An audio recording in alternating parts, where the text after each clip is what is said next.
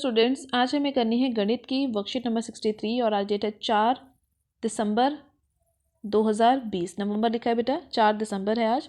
इसके बाद हमें माध्य ज्ञात करना है आज की वर्कशीट में कल्पित माध्य विधि द्वारा।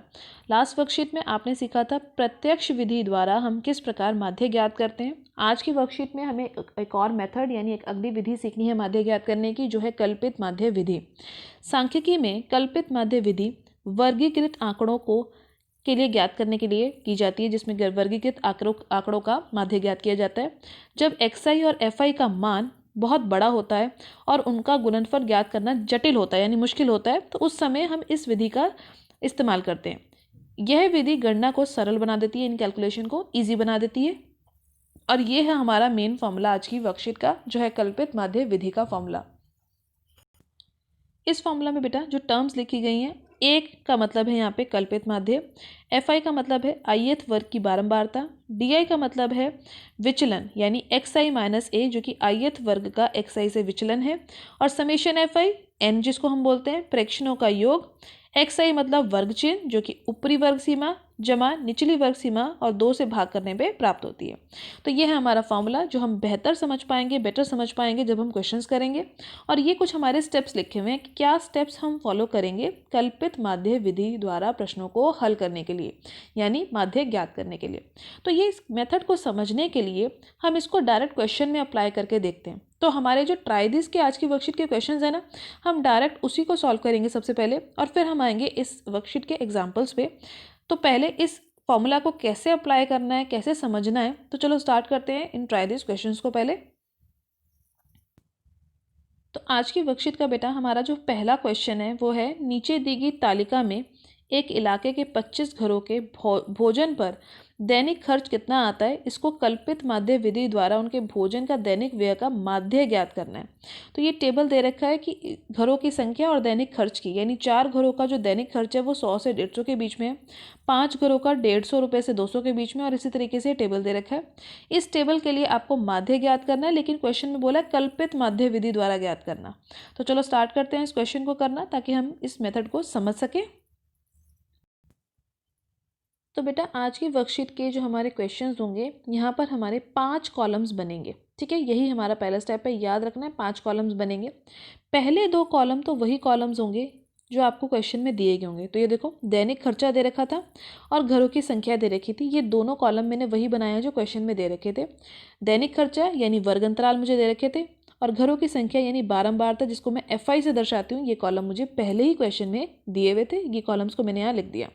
तो कॉलम थे मेरे, पहला कॉलम 100 से 150, 150 से 200, 200 से 250, 250 से 300 और 300 से 350, इन सब की बारंबारता मुझे दे रखी थी। अब अगला कॉलम यानी वर्ग चिन्ह जिसको हम बोलते हैं, याद है ना आपको वर्ग चिन्ह कैसे निकालते हैं, ऊपरी वर्ग सीमा यानी अपर क्लास लिमिट में निचली वर्ग सीमा यानी लोअर क्लास लिमिट को ऐड करते हैं और 2 से डिवाइड कर देते हैं। तो पहला वर्ग अंतराल जो कि है 100 से 150 का, इसको उठाओ, दोनों को जोड़ दो, 100 जमा 150 तो आएगा 250 बटा 2, 250 का आधा कर दो, कितना होता है 125। 2 से भाग करने का मतलब भी बेटा होता है कि ऊपर बैठी संख्या का आधा कर दो, तो 125 यानी पहला जो मेरा वर्ग चिन्ह है उसका उत्तर आ गया 125। अब सभी वर्ग अंतरालों के लिए यानी इन सब के लिए इस तरीके से जोड़ने की जरूरत नहीं है, मैंने आपको बताया था। वर्ग माप ज्ञात कर लो, यानी देख लो यहाँ पर कितने कितने नंबर के गैप में ये अरेंज है। तो 100 से 150, 150 से 200, 200 से 250, तो यानी 150 माइनस 100 करोगे तो 50-50 के नंबर पे अरेंज है ना, यानी 50 नंबर के गैप पर हैं सारे नंबर्स। इसको घटा करने के देखने की भी ज़रूरत नहीं है, आप यहीं से समझ जाओ तो आपको दिख ही रहा है 50-50 के गैप में नंबर अरेंज है। तो मेरी जो XI का कॉलम है उसमें भी जो नंबर अरेंज होंगे वो भी कैसे होंगे 50-50 के गैप में। तो यानी 125 अगर मेरा पहला नंबर आया तो अगला निकालने के लिए मुझे क्या करना है, पिछले वाले में 50 ऐड कर दो तो 175, फिर 175 में 50 ऐड करो 225, फिर 50 ऐड करो 275, और फिर लास्ट वाला आ जाएगा 50 ऐड करके 325। तो इस तरीके से मेरा XI का कॉलम रेडी हो गया। ये कॉलम हमने लास्ट वर्कशीट में भी बनाया था यानी प्रत्यक्ष विधि में। अब आज की वर्कशीट में यानी जो हमें करना है कल्पित माध्य विधि, उसके अंदर हमें कल्पित माध्य को मानना है, यानी एक माध्य जिसकी कल्पना करनी है। तो वो कल्पित माध्य हमें कैसे मिलेगा, ये जो हमारा कॉलम हमने बनाया वर्ग चिन्ह का यानी XI का कॉलम, इसमें जो सबसे बीच की वैल्यू यानी मिडल वैल्यू है, देखो 1, 2, 3, 4, 5 वैल्यूज़ थी। इनमें से बीच की वैल्यू कौन सी है? ये वाली वैल्यू 225, क्योंकि इसके ऊपर भी 2 वैल्यू हैं और इसके नीचे भी 2 मान लिखे हुए हैं, तो ये बीच की वैल्यू होगी ना। तो यही वैल्यू है हमारा कल्पित माध्य यानी ए की वैल्यू। इसको हम दर्शाते हैं ए से। तो हमारा कल्पित माध्य आ गया यहाँ पर 225। तो कितना आसान था कल्पित माध्य देखना। लेकिन यहाँ हमारा प्रश्न हल नहीं होता। इसके बाद हमें फाइंड करना है डी आई, यानी जो हमारा विचलन है, जो डी आई का मान है वो हमें ज्ञात करना है। तो फॉर्मूला देखो क्या होता है, x I minus A. D I का फॉर्मूला होता है एक्स आई माइनस ए, जहाँ पर ए का मान आपने इस प्रश्न के लिए कितना निकाल लिया है? 225।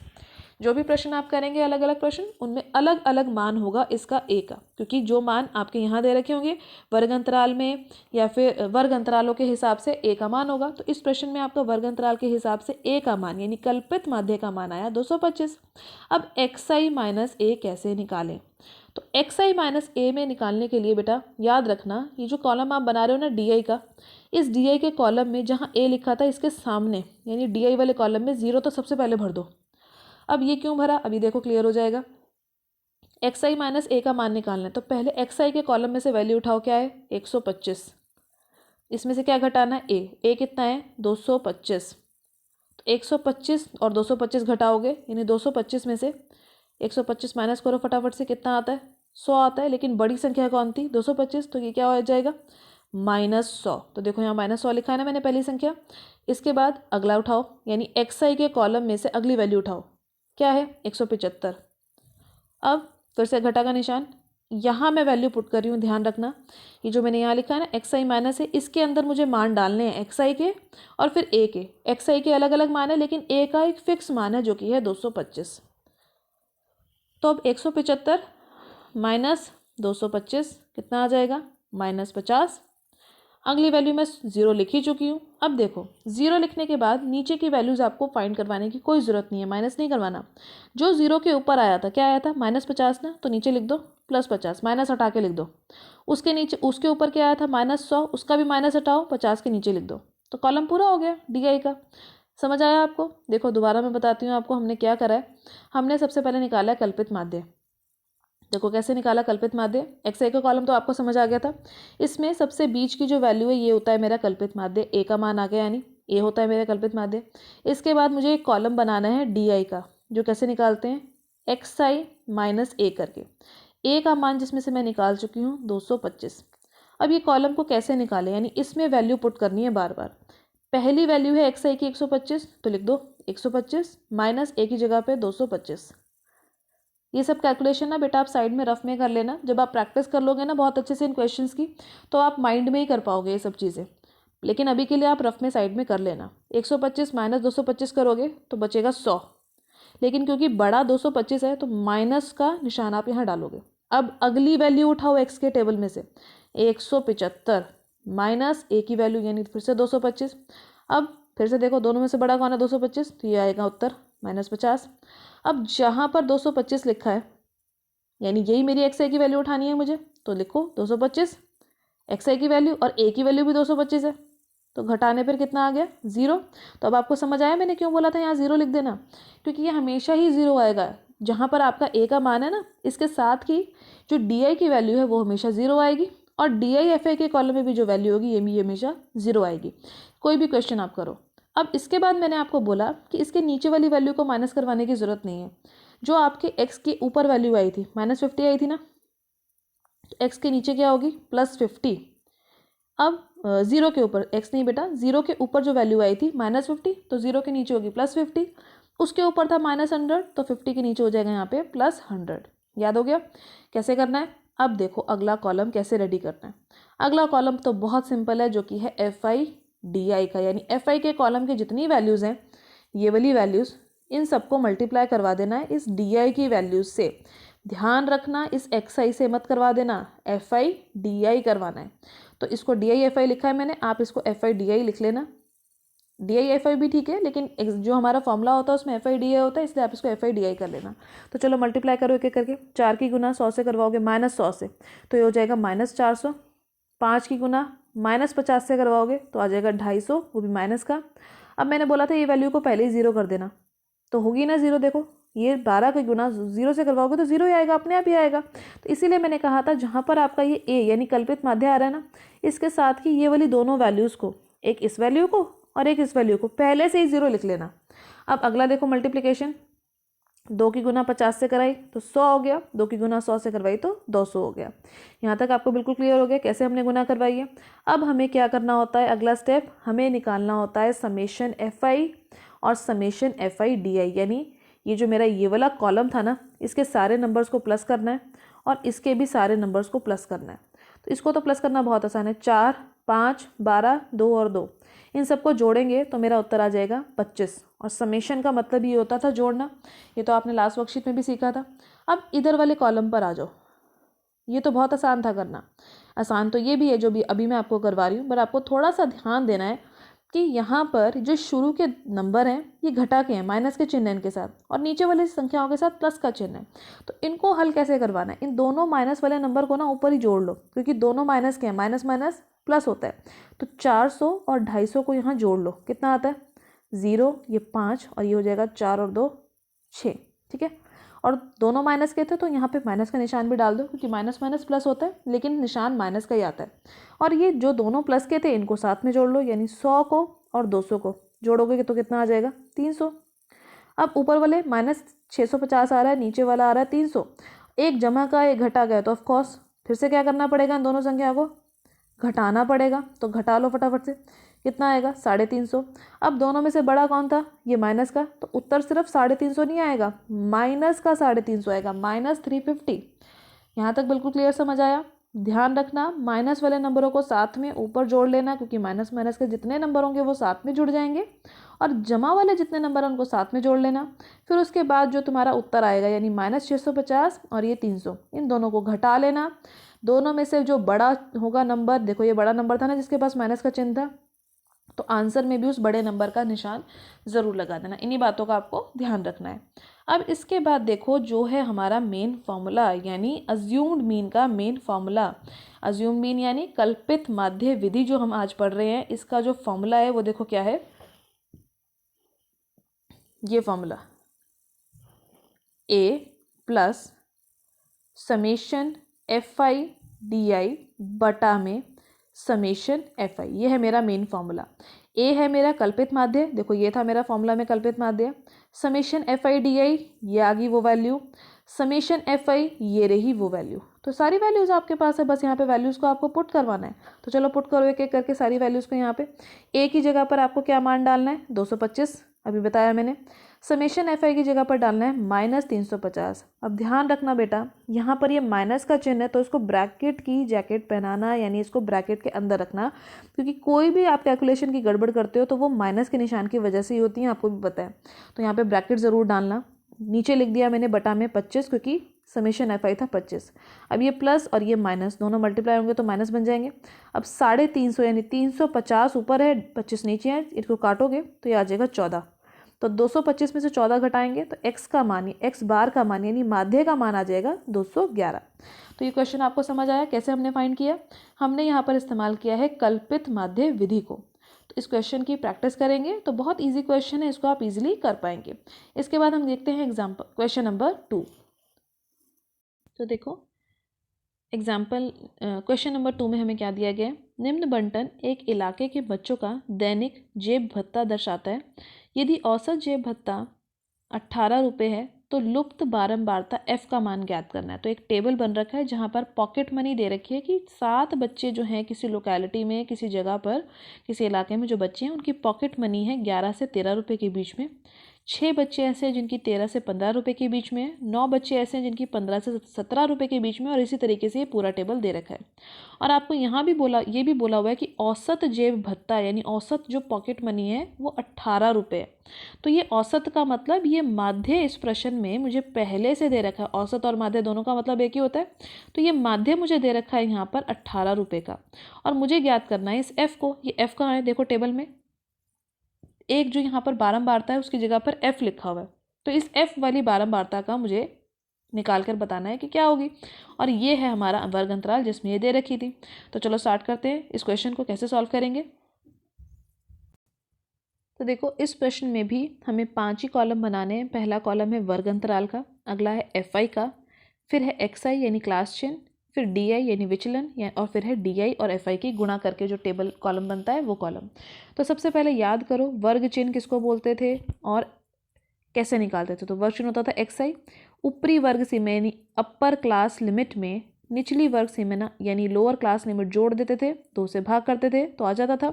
तो पहला वर्ग अंतराल यहाँ पर क्या है 11 से 13 का, तो 11 और 13 को जोड़ो आएगा 24, 24 को 2 से भाग करने का मतलब 24 का आधा कर दो तो कितना आ गया 12।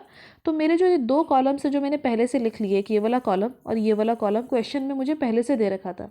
मेरा काम शुरू हुआ इस क्वेश्चन में XI को निकालने से। तो चलो XI का जो भी आंसर है वो आ गया मेरा पहला आंसर, ये रहा मेरा 12। तो इस 12 को मैंने यहाँ लिख दिया, ठीक है।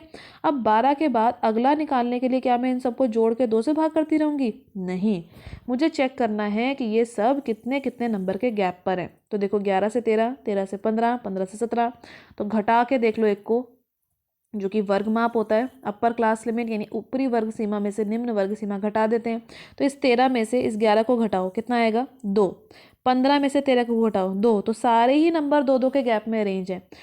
तो यहाँ पर भी जो XI का जो मेरा ये वाला कॉलम है इसमें भी 2-2 के नंबर पे सारे के सारे नंबर अरेंज होंगे। तो अगर पहला 12 आया तो अगला निकालने के लिए 12 में 2 जोड़ो 14, 14 में 2 जोड़ो 16, 16 में 2 जोड़ो 18, फिर 2 जोड़ो 20, फिर 22, फिर 24। जहाँ तक कि आपके वर्ग अंतराल है वहीं तक का आप इसको निकाल लोगे। ईजी है ना फाइंड करना, इसको याद रखना बस।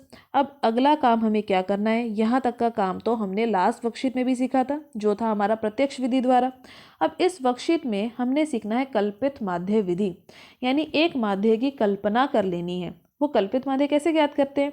वो कल्पित माध्य ज्ञात करते हैं, मैंने भी आपको फर्स्ट क्वेश्चन बताया कि जो मेरा ये XI का कॉलम आया यानी XI की सारी वैल्यूज आई, इस सब वैल्यूज के बीच की वैल्यू आपको देखनी है। तो बीच की वैल्यू देखो यहाँ पर कौन सी है, ये है ना मेरी बीच की वैल्यू, क्योंकि इसके ऊपर भी देखो 1 2 3 और नीचे भी 1 2 3, दो ऊपर भी 3 है और नीचे भी 3 है, तो यानी ये बीच की वैल्यू है ना, मध्य मान जिसको हम बोलते हैं।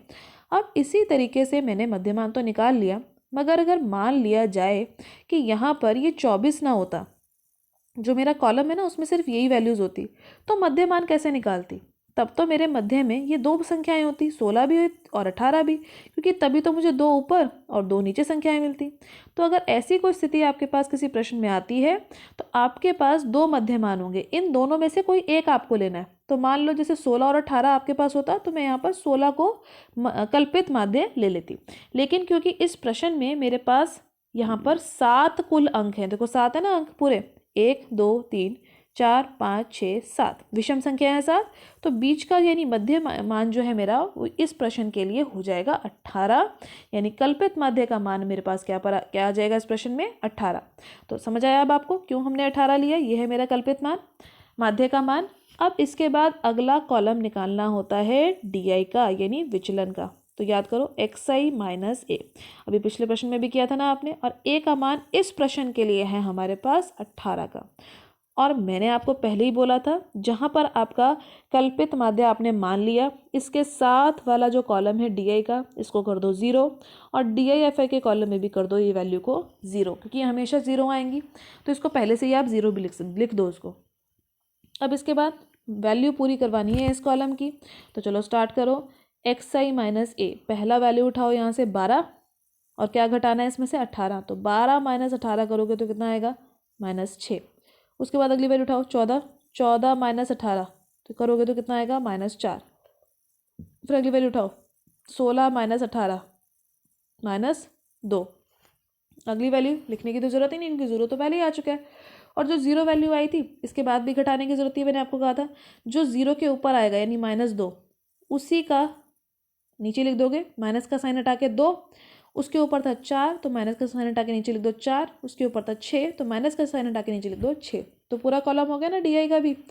अब देखो ध्यान से, अब क्या करना है, जो मैंने आपको पहले क्वेश्चन में बताया था इस पे आपको बहुत ध्यान देना है कि FI की वैल्यू को और DI की वैल्यू को गुणा करवा लो। गड़बड़ मत करना, XI को मत गुणा करवा देना, कई बच्चे जल्दबाजी में XI और FI को ही गुणा करवा देते हैं, लेकिन कल्पित माध्य विधि में हमें FI को और इस DI को गुणा करवाना होता है। तो चलो गुणा करवाओ एक एक करके। 7 की गुना -6 से करवाओगे तो कितना आ जाएगा -42, 6 की गुना -4 से, तो -24। माइनस का निशान डालना मत भूलना बेटा, क्योंकि गुणा करते समय यहाँ माइनस का निशान आएगा, क्योंकि एक संख्या जमा की है और एक घटा की।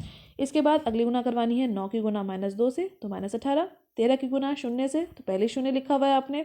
अब यहाँ f है, इस f की गुना 2 से करवाओगे तो बन जाएगा ये 2f। 5 की गुना 4 से कराया तो 20, 4 की गुना 6 से करवाया तो आ गया 24। तो आपका ये FI DI, या फिर जिसको मैंने यहाँ लिखा DI FI, ये कॉलम भी रेडी हो गया, पूरा बन गया। अब इसके बाद क्या करेंगे देखो, इसके बाद नेक्स्ट स्टेप होता है हमारा इस पूरे जो FI का जो कॉलम आया इसको जोड़ने का। अब यहाँ पर क्योंकि एक मान हमें नहीं पता, एक मान है f, तो इस f को छोड़ के बेटा बाकी सारी संख्याओं को जोड़ लो। 7, 6, 9, 13, 5 और 4 जोड़ोगे तो आता है 44। इस 44 के साथ इस f को जोड़ दो, जमा f। ठीक है, इसका ध्यान रखना। अब इसके बाद ये जो मेरा ये वाला कॉलम था जिसको मैं बोल रही हूँ बार बार FI DI या फिर DI FI, इसको जोड़ना है। लेकिन इसको जोड़ते समय ध्यान देना कि यहाँ पर ऊपर की जो संख्याएं हैं 0 से वो जमा की हैं, और 0 के नीचे की जो संख्याएं हैं वो घटा की हैं सारी। तो यहाँ पर मैंने अभी आपको एग्जांपल पहले वाले में बताया कि सारी जो घटा की संख्या उनको साथ में जोड़ो, 42, 24 और ये 18। तो जब आप इनको जोड़ोगे तो आपका यहाँ पर उत्तर आएगा 80। देखो ये 0 हो जाएगा और यहाँ आ जाएगा 8, क्योंकि तीनों संख्याओं के पास अपने अपने घटा के चिन्ह थे, तो उत्तर में भी यहाँ पर घटा का चिन्ह आ जाएगा। अब नीचे वाली संख्या को जोड़ो, लेकिन ये 2f नहीं जुड़ेगा क्योंकि इसके पास f है। इसको छोड़ दो और बाकी के दोनों को जोड़ लो, यानी 20 और 24 को जोड़ लो। तो कितना आएगा देखो, यहाँ पे जोड़ोगे तो ये आ जाएगा आपका 44 और ये हो जाएगा जमा का। अब एक घटा की संख्या है और एक जमा की संख्या, इन दोनों को भी आपस में जोड़ना है। अब घटा जमा या जमा घटा घटा, तो यानी 80 में से अब मुझे 44 को घटा देना है। तो आपके पास कितना बचेगा इसमें बेटा, यहाँ पे ध्यान देना, यहाँ ऊपर 80 नहीं आएगा, यहाँ पे 84 आएगा, यानी 84। तो आपको यहाँ पर अब क्या करना है, 84 में से 44 को घटाना है, यानी 84 में से 40 को माइनस करना है। तो आपका कितना उत्तर आ जाएगा, 40 आ जाएगा। ध्यान देना यहाँ पे, यहाँ आ जाएगा 40। लेकिन दोनों में से बड़ा कौन था, बड़ा था ये 84 और उसके पास था माइनस का निशान। तो यहाँ जो हमारा उत्तर आएगा वो आएगा -40। तो देखो यहाँ मैंने लिखा है ना -40, और इसी के अंदर मैंने क्या जोड़ दिया, जो मैंने 2f छोड़ा था, यहाँ पर ये जो 2f लिखा था वो हमने छोड़ा था ना अभी, उसी को मैंने लिख दिया इसी के साथ जमा में, यानी प्लस करके यहाँ पे इस 2f को। तो ध्यान दिया ना आपने, माइनस वाली संख्याएं साथ में जोड़ी, प्लस वाली साथ में जोड़ी, फिर दोनों को घटाया, और प्लस माइनस के चिन्ह का खास ध्यान रखना है कि दोनों में से कौन सा बड़ा है उसको उत्तर में लगाना है। 2f जो बचा था उसको बाद में इसके साथ प्लस में लिख दिया। इतना आपको समझ आया। अब इसके बाद इस प्रश्न में हमें माध्य नहीं ज्ञात करना, माध्य तो हमें पहले से ही दे रखा है इस प्रश्न में। इस प्रश्न में हमें ज्ञात करना है f का मान। तो जो f का मान हम बार बार छोड़ रहे हैं उसी f के मान को यहाँ ज्ञात करना है। तो देखो जो हमारा अज्यूम्ड मीन यानी कल्पित माध्य हमने माना था वो था 18, और इस प्रश्न में जो पहले से माध्य दे रखा था वो भी 18 ही है। प्रश्न में लिखा था ना कि जो यहाँ पर जो जेब खर्च है बच्चों का, उसका माध्य यानी उसका औसत जो है वो 18 है, तो वही 18 मैंने यहाँ लिखा। अब इसके बाद ये फॉर्मूला आपको याद होना चाहिए, यानी कल्पित माध्य का ज्ञात करने का फॉर्मूला क्या होता है, a जमा समेशन FI DI बटा समेशन FI। a क्या होता है, कल्पित माध्य, ये आपका था 18, और x का मान x बार यानी होता है माध्य, इसका मान भी 18 है। FI DI और समेशन FI भी हमें पता है, तो चलो मान डाल दो। x बार यानी माध्य की जगह पे 18 डाला, प्रश्न में पहले से दे रखा था। कल्पित मान का मान भी 18 है, हमारा ये रहा कल्पित मान। समेशन FI DI, ये था मेरा समेशन FI DI, तो यहाँ मैंने डाल दिया, माइनस था तो इसीलिए मैंने ब्रैकेट का इस्तेमाल किया, -40 जमा 2f। नीचे था समेशन FI, तो उसका मान डाल दिया मैंने ये वाला, यानी 44 जमा f। तो अब देखो आगे कैसे करोगे। सबसे पहले इस तरीके के जितने भी प्रश्न बेटा आप करोगे, तो यहाँ पर ये जो 18 लिखा है ना मैंने, यानी जो a का मान डाला है, इस 18 को पहले इधर ले आओगे, ठीक है, बराबर की दूसरी तरफ। यहाँ ये जमा रहा था, दूसरी तरफ आएगा तो घटा हो जाएगा, 18 - 18, तो ये कितना बचेगा, 0, यानी 0 बराबर है -40 जमा 2f बटे में होगा 44 जमा f। अब देखो इसकी ये जो 44 जमा f है, ये पूरा अगर 0 के पास जाएगा तो वो 0 ही तो हो जाएगा 0 से गुणा होने पर। तो क्या बचेगा, 0 बराबर है -40 जमा 2f के। अब हमें क्या करना है, f का मान ज्ञात करना है, तो इस 40 को 0 के पास लाना पड़ेगा। यहाँ ये -40 था, 0 के पास आके ये जमा का 40 बन जाएगा, तो जमा 40 बराबर है 2f के, माइनस प्लस में बदल जाता है ना। अब मुझे फिर से देखो f का मान ज्ञात करना है, तो इस 2 को हटाना पड़ेगा, तो f का मान आपका क्या आ जाएगा 40/2, यानी f का मान आपके पास आ गया 20। तो यही मान मुझे ज्ञात करना था ना f का, और f का मान मेरे पास आ गया। तो ये वर्कशीट के जो भी क्वेश्चन है बेटा बहुत ईजी हैं, लेकिन आपको स्टेप वाइज समझने हैं और स्टेप वाइज इसको सॉल्व करना है। जब आप इसकी प्रैक्टिस कर लेंगे तो आपके क्वेश्चन बहुत ईजी लगेंगे। तो अब इन 2 क्वेश्चंस को करने के बाद जो आज की वर्कशीट के हमारे एग्जाम्पल्स हैं हम उससे समझ लेते हैं एक बार। तो देखो बेटा, पहला उदाहरण क्या था हमारी वर्कशीट का कि कल्पित माध्य विधि द्वारा निम्न बंटन का माध्य ज्ञात कीजिए। एक बंटन सारणी दे रखी है और इसका माध्य हमें ज्ञात करना है, लेकिन कौन सी विधि के द्वारा करना है, हमें करना है कल्पित माध्य विधि द्वारा। तो क्या करना है, सबसे पहले वर्ग अंतराल, फिर FI यानी बारंबारता, XI यानी वर्ग चिन्ह, फिर DI यानी विचलन और फिर FI DI। 5 कॉलम बने ना फिर से। अब क्या करना है, ये 2 कॉलम तो पहले से ही दे रखे थे, वर्ग का और बारंबारता का। तो XI यानी वर्ग चिन्ह हमें ज्ञात करना है। 2 और 8 को जोड़ा 10, 10/2 बचा 5। तो आपको याद हो गया ना अब XI कैसे निकाला। अगला निकालने के लिए यहाँ देखो कितने कितने का नंबर का गैप है, यहाँ पर गैप है 6 नंबर का। तो 5 में 6 जोड़ेंगे तो 11, 11 में 6 जोड़ा तो 17, 17 में 6 जोड़ा तो 23, 23 में 6 जोड़ा तो 29। पूरा कॉलम रेडी हो गया XI का। अब देखो अगला काम क्या करना होता था, हमें ज्ञात करना होता था कल्पित माध्य। तो कल्पित माध्य भी आ गया हमारा, क्योंकि जो बीच की वैल्यू है वो है 17, 17 से 2 ऊपर है और 17 से 2 ही नीचे है। उसके बाद कल्पित माध्य के सामने वाले जो दोनों कॉलम मैंने बनाए, इन दोनों वैल्यूज को पहले कर दो 0, फटाफट से 0 लिख दो। 0 लिख दिया। अब निकालना है DI यानी XI माइनस 1, यानी इस 5 में से घटाना है 17 को, तो आ जाएगा -12। फिर 11 में से घटाओ 17 को, फिर आ जाएगा -6। अब इसके बाद घटाने की जरूरत नहीं है, मैंने आपको कहा था जो 0 से ऊपर आ रहा है वही लिख दो प्लस में, फिर आ रहा है 12, फिर इसको लिख दो प्लस में, यानी जमा का निशान डाल के 0 के नीचे लिख दो। 6 ऊपर था 6 नीचे है, लेकिन एक जमा का है और एक घटा का है। 12 ऊपर था 12 नीचे है, लेकिन एक जमा का है और एक घटा का है। इतना काम करने के बाद आपको क्या करना है, आपको बहुत ध्यान से गुणा करवानी है इस पूरे FI वाले कॉलम की इस पूरे DI वाले कॉलम से, यानी 6 की गुना -12 से, F की गुना इस -6 से, 12 की गुना 0 से करके पहले से ही आपने 0 लिखा हुआ है, 11 की गुना 6 से, 8 की गुना 12 से, तो आपका ये FI DI का कॉलम भी रेडी हो जाएगा। इसके बाद अगला काम हमें क्या करना होता है, हमें जोड़ना होता है इस FI के पूरे कॉलम को, जो हमारा ये कॉलम आया था इस पूरे को हमें जोड़ना है, और हमें जोड़ना है FI DI के पूरे कॉलम को। तो एक चीज़ बेटा और ध्यान रखनी है, क्योंकि यहाँ पर F है तो F को छोड़कर जोड़ना, यानी संख्याओं को 6, 12, 11 और 8 को जोड़ोगे तो आ जाएगा 37, 47 जमा 7। इसी तरीके से इस -6F को जोड़ दो। ऊपर था माइनस का 72, कोई और संख्या तो है ही नहीं है, सिर्फ -72 है, तो उसको ऐसे ही रहने दो। नीचे की इन दोनों संख्याओं को जोड़ो और -72 के साथ सॉल्व कर लो, तो क्या आ जाएगा 90, और इस -6F को इसके साथ लिख दो। उसके बाद कल्पित माध्य का जो फॉर्मूला है वहाँ वैल्यू पुट करो सारी, क्योंकि यहाँ पर हमें ज्ञात करना है इस प्रश्न में F का मान। तो बेटा ये टेबल थोड़ा सा यहाँ पे मिस्टेकफुली गलत दे रखा है, तो F का मान हमें यहाँ पे ज्ञात करना है। तो यहाँ पर ध्यान देना, ये जो हमारा कॉलम था यहाँ पर F होना चाहिए था, क्योंकि प्रश्न में यहाँ F दे रखा, तो ये F का मान ज्ञात करने का प्रश्न था, तो क्वेश्चन में करेक्शन कर लेना, यहाँ F होना चाहिए। तो F का मान हम यहाँ ज्ञात कर रहे हैं। तो देखो यहाँ पर सारे मान हमने डाल दिए, हमारा माध्य डाल दिया जैसे हमने प्रश्न में डाला था। सारी वैल्यूज जब आपने डाली तो आपका F का मान यहाँ आ गया 3। इसी तरीके से उदाहरण नंबर 2 देख लेते हैं। अब उदाहरण नंबर 2 में भी एक टेबल दे रखा है, और इस टेबल के लिए हमें निकालना है माध्य, वो भी कल्पित माध्य विधि द्वारा। टेबल है महिला कर्मचारियों का प्रतिशत और विभाग में उनकी संख्या का, कि किसी विभाग में महिला कर्मचारियों की कितनी प्रतिशत मौजूद है। तो देखो CI FI ये दोनों कॉलम हमें पहले से दे रखेंगे। ये पूरा जो कॉलम है ये है हमारा CI का यानी वर्ग अंतराल का, ये पूरा जो कॉलम है ये है मेरी बारंबारता यानी FI की। तो दोनों कॉलम को मैंने लिख लिया। अगला कॉलम निकालना है मुझे वर्ग चिन्ह का। तो अभी मैंने कितने सारे क्वेश्चंस में आपको समझाया XI का, अब आपको याद हो गया होगा कैसे निकालते हैं। देखो यहाँ पे 5 और 15 को जोड़ो, कितना आया 20, 20 का आधा कर दो 10, तो आ गया ना पहला वर्ग चिन्ह। अब इसके बाद अगले वर्ग चिन्ह निकालने के लिए हर वर्ग अंतराल में हमें जोड़ना नहीं है, हमें देखना है कि ये वर्ग अंतराल कितने नंबर के गैप में अरेंज है, यानी H निकालना है। तो देखो 10-10 नंबर के गैप पे अरेंज है ना, तो यहाँ पर भी 10 जोड़ते जाओ, 10 और 10 20, 20 और 30 40 50 60 70, 10-10 जोड़ लिया तो हमारा सारे वर्ग चिन्ह के मान आ गए। अब इन वर्ग चिन्ह के मान निकालने के बाद हमें क्या करना होता है, हमें निकालना होता है हमारा कल्पित मान। तो कल्पित मान कौन सा होता है, बीच की संख्या। तो देखो 40 है ना बीच में, 3 ऊपर है और 3 नीचे है, तो कल्पित मान भी आ गया।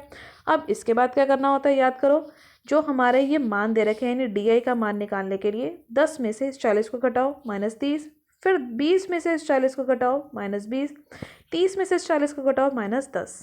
इसके सामने की संख्या को 0 लिख दो और अगले वाले कॉलम में भी 0 लिख दो। अब 0 के नीचे करने की ज़रूरत नहीं है, जो 10 आया था -10 उसको +10 कर दो, अगली वाली लाइन में -20 का 20 कर दो और अगली लाइन में -30 का 30 कर दो। अब अगला स्टेप मैंने बार बार बोला ध्यान से करना, क्योंकि अब है गुणा करवाने का स्टेप। क्योंकि गुणा करवाते समय आपको किसकी गुणा करवानी है, इस पूरे FI के कॉलम की इस DI के कॉलम के साथ। गुणा करवा के इस प्रकार संख्याओं को लिख लोगे। इसके बाद फिर से जो घटा की संख्याएं ऊपर की उनको साथ में करना, जोड़ना, और नीचे वाली को साथ में जोड़ना, और जो दो आपके उत्तर आएंगे उन दोनों को घटा लेना, क्योंकि इसका उत्तर आएगा घटा में और इनका उत्तर आएगा जमा में। तो FI DI का मान यहाँ से आ जाएगा 360 और समेशन FI का मान आ जाएगा 35। तो इस फॉर्मूला में जो कल्पित माध्य निकालने का फॉर्मूला है, इसमें सारी वैल्यूज़ को पुट कर दो, A का मान, इस FI का मान और इस FI DI का मान। तो हल करने पर आपका उत्तर आ जाएगा माध्य का यहाँ पे 50.28, यानी 50.28 महिला कर्मचारियों का माध्य प्रतिशत है। तो आज की वर्कशीट में आपने सीखा कल्पित माध्य विधि द्वारा हम कैसे माध्य ज्ञात करते हैं। कुछ उदाहरण आपने समझे और आपने 2 प्रश्न भी किए। तो कॉपी में जब आप प्रैक्टिस करेंगे बेटा तो दोनों उदाहरण और दोनों ही प्रश्नों का अभ्यास कीजिए। NCERT में इससे रिलेटेड जो भी और क्वेश्चन उनकी प्रैक्टिस जरूर कीजिए, क्योंकि CBSE बोर्ड एग्जाम में आपके ये क्वेश्चन जरूर आते हैं और आप उसको बहुत ईजिली आप इसमें स्कोर कर सकते हैं प्रैक्टिस के द्वारा। तो सभी क्वेश्चन की प्रैक्टिस कीजिए। आज की वर्कशीट की वीडियो अच्छी लगी हो तो अपने फ्रेंड्स के साथ लाइक और शेयर करना मत भूलिएगा। चैनल पर पहली बार आए तो चैनल को सब्सक्राइब कर लीजिए ताकि आपको अगले आने वाली वीडियोज़ की नोटिफिकेशन टाइम से मिल सके। Thank you for watching students.